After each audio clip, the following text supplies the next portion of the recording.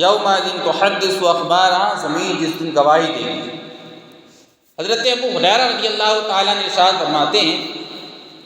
کہ آقا کریم صلی اللہ تعالیٰ علیہ وسلم نے یہ آیت کریمہ تلاوت کی، یومئذ تحدث اخبارہا، زمین گواہی دے گی۔ پھر صحابہ سے پوچھنے لگے کہ اے لوگوں تمہیں معلوم ہے، میرے پیارے صحابہ تمہیں معلوم ہے کہ زمین کی گواہی کیا ہے؟ زمین کی گواہی کیا ہے؟ صحابہ نے عرض کی یا رسول اللہ صلی اللہ تعالیٰ علیہ وسلم، اللہ اور اس کے رسول بہتر جاننے والے ہیں، زمین کی گواہی کیا ہے؟ وہ کہتے ہیں کہ آقا کریم صلی اللہ تعالیٰ علیہ وسلم نے ارشاد فرمایا کہ زمین کی گواہی یہ ہے کہ جس بندے نے یا جس بندی نے جس جگہ پر جو کام کیا ہے، زمین کہے گی فلاں فلاں بندے نے فلاں فلاں دن، فلاں فلاں بندی نے یا فلاں بندے نے فلاں بندی نے فلاں دن فلاں جگہ پر میرے اوپر یہ کیا تھا۔ حضور کہنے لگے یہ زمین کی گواہی، جس جگہ پر ہم نے کھڑے ہو کے جھوٹ بولا ہے وہ زمین کہے گی اللہ کی بارگاہ میں مولا اس دن اس جگہ پر اس نے کھڑے ہو کے جھوٹ بولا تھا۔ جس جگہ پر ہم نے کھڑے ہو کے شراب پی تھی، زمین اللہ کی بارگاہ میں کہے گی مولا اس دن فلاں بندے نے اس جگہ پر کھڑے ہو کے میرے اوپر شراب پی تھی۔ زمین سے مراد صرف یہی نہیں کہ ہم صرف جو سطح پہ اس کی رہ رہے ہیں، پہاڑ کی چوٹی بھی زمین کے اوپر ہے، پہاڑ کی چوٹی پہ جا کر بھی آپ جو گناہ کریں گے وہ بھی زمین کے اوپر ہے، ہوائی جہاز میں اگر آپ اڑ رہے ہیں وہ بھی زمین کے اوپر ہے، اس کے اندر اگر جو کچھ کریں گے زمین اس کے لیا اللہ تبارک و تعالیٰ کی بارگاہ میں گواہی دے گی۔ جس جگہ پر جو کام جب بھی کیا جائے گا زمین خلاف گواہی دے گی، کہے گی مولا اس بندے نے اس وقت میں میرے اوپر یہ کام کیا تھا۔ کیا جواب دیں گے؟ ہمارے ہاتھ پیر ہمارے خلاف گواہی دیں گے۔ ہاتھ کہیں گے مولا اس نے میرے ذریعے سے یہ گناہ کیے، زبان کہے گی مولا میرے ذریعے سے اس نے یہ کیا تھا، پیر کہیں گے مولا میرے ذریعے سے یہ گناہ کے اڈوں پہ چل کے گیا تھا۔ تمام جسم کے پارٹس، جسم کے حصے، جسم کے اعضاء اللہ تبارک و تعالیٰ کی بارگاہ میں گواہی دیں گے کل قیامت کے دن مولا اس نے ہمارے ذریعے یہ گناہ کیے تھے۔ آنکھ الگ گواہی دے گی، زبان الگ کہے گی، ہاتھ الگ کہیں گے، پیر الگ گواہی دیں گے۔ جس وقت میں جو جس جگہ پہ کیا گیا زمین الگ گواہی دے گی، زمین الگ کہے گی مولا اس دن فلاں بندے نے اس جگہ پر کھڑے ہو کر کے یا بیٹھ کر کے یا لیٹ کر کے یہ کام کیا تھا۔ اور پھر اللہ تبارک و تعالیٰ نے ہر انسان کے ساتھ میں 2 فرشتے مقرر کر دیے ہیں۔ کیا کرتے ہیں وہ فرشتے؟ ہمارے نامہ اعمال لکھتے ہیں، جو بھی ہم کرتے ہیں فرشتے لکھ لیتے ہیں، نیکی کرتے ہیں فرشتے لکھ لیتے ہیں، گناہ کر کے ہم توبہ نہیں کرتے ہیں فرشتہ لکھ لیتا۔ یہی رجسٹر کھول کے دکھایا جائے گا۔ جسم کے حصے ہمارے الگ گواہی دیں گے، زمین الگ گواہی دے گی، فرشتوں نے جو لکھ رکھا ہے وہ الگ کھول کر کے ہمیں دکھایا جائے گا۔ ہم کیا کہیں گے کہ ہم نے یہ نہیں کیا تھا، شیطان نے بہکا لیا تھا ہمیں، کچھ نہیں بہانا چلے گا اللہ تبارک و تعالیٰ کی بارگاہ میں۔ آج تو زندگی ہے، موقع ہے، آزادی ہے، چھوٹ ہے، اللہ تبارک و تعالیٰ نے کھلی چھوٹ دی، جو چاہو جب چاہو کرو، چاہے جس کے ساتھ جو چاہو کرو، جو چاہے بولو، چاہے جس کو دھوکہ دو، چاہے ماں باپ کو مارو، چاہے بھائیوں کے حق مار لو، چاہے بھائیوں کو ستا لو، چاہے بھائیوں کو گالی بکو، چاہے بیویوں کے اوپر ظلم کرو، چاہے عورتیں ایک دوسرے کی برائی کریں، چاہے نماز نہ پڑھیں، بچوں کا بہانے بنا کر کے چاہے جتنی نماز سنیں، لیکن ایک دن جو آئے گا جس دن اللہ تبارک و تعالیٰ کی بارگاہ میں جانا ہوگا، یومئذ تحدث اخبارہا، اور زمین گواہی دے گی، اس دن کوئی کہیں بچ کے جانے والا نہیں، انصاف کا دن ہوگا۔ اللہ تبارک و تعالیٰ کی جب بارگاہ میں حاضری لگے گی تو کوئی نہ جھوٹ بول پائے گا نہ بہانے بنیں گے، کچھ نہیں ہوگا۔ اور ایک حدیث پاک میں حضرت ابو ہریرہ رضی اللہ تعالیٰ عنہ ارشاد فرماتے ہیں،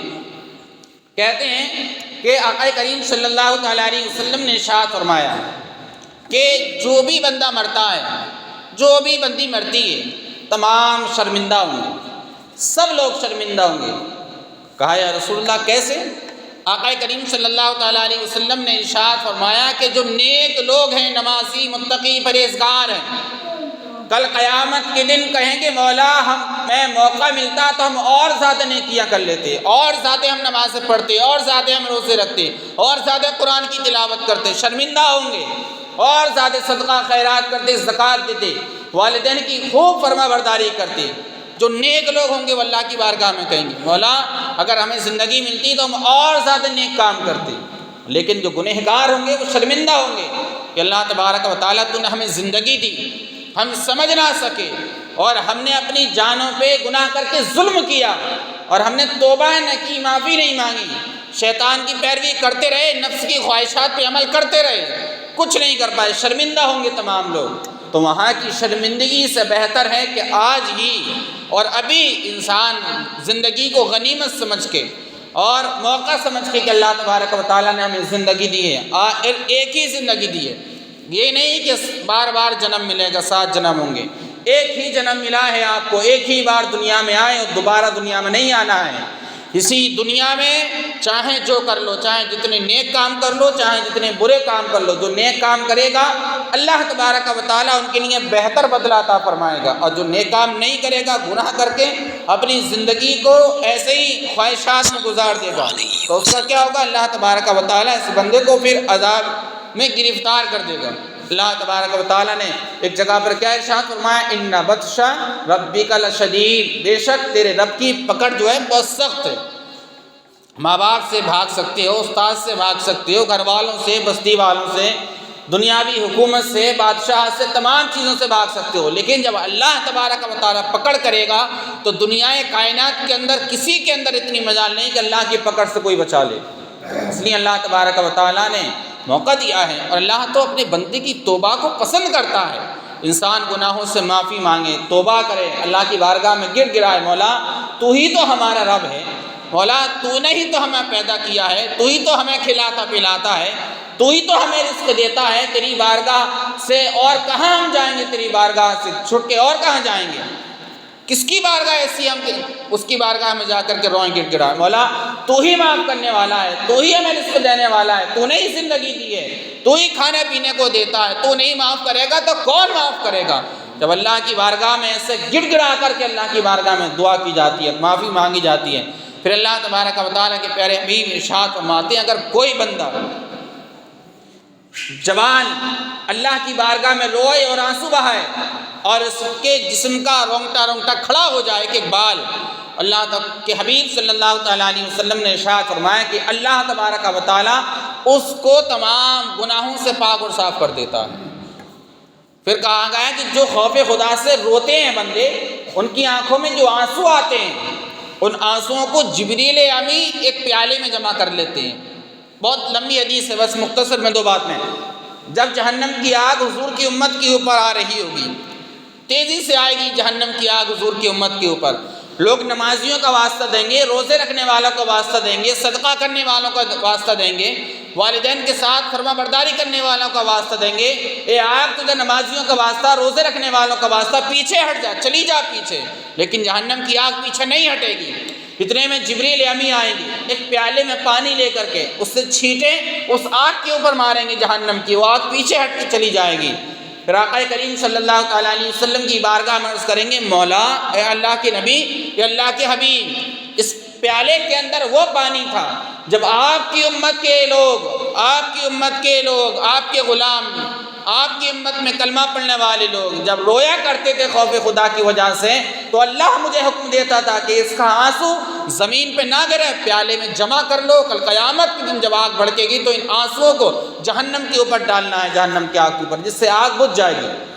یہ تو آنسوؤں کی طاقت ہے، اور جب بندہ خود روگا تو اس کی طاقت کیا ہوگی، اللہ تبارک و تعالیٰ اس بندے سے کتنا خوش ہوگا۔ اس لیے نمازوں کی پابندی کیا کریں، تمام گناہوں سے بچ جائیں، محفوظ ہو جائیں۔ یہ نہیں کہ کل پڑھیں گے، پرسوں پڑھیں گے، پڑھ لیں گے نمازیں، داڑھی نکالیں گے، ابھی کون سی عمر چلی گئی، صاحب کوئی نہیں دیکھ کے آیا کس کی موت کا کب وقت آنے والا، نہ جانے کتنے قبرستان میں آپ اپنی بستی کا جائزہ لے کر کے دیکھ لیں، کتنے لوگ چلے گئے، کتنے لوگ آئے تھے جو یہ کہتے تھے کل سے نماز پڑھیں گے، آنے والے سنیچر سے نماز پڑھیں گے، آنے والے جمعے سے نماز پڑھیں گے، چلے گئے سارے لوگ، کل ہی ان کی ختم نہیں ہوئے، نمازیں نہیں پڑھ پائے۔ انسان یہی کہتا رہتا ہے کہ کل سے نماز پڑھیں گے، کل سے کس نے کل دیکھی ہے صاحب؟ اللہ تبارک و تعالیٰ نے آج موقع دیا ہے، نماز پڑھ کے گناہوں سے معافی مانگ کر کے اللہ کو راضی کر لو۔ اگر راضی نہیں کرو گے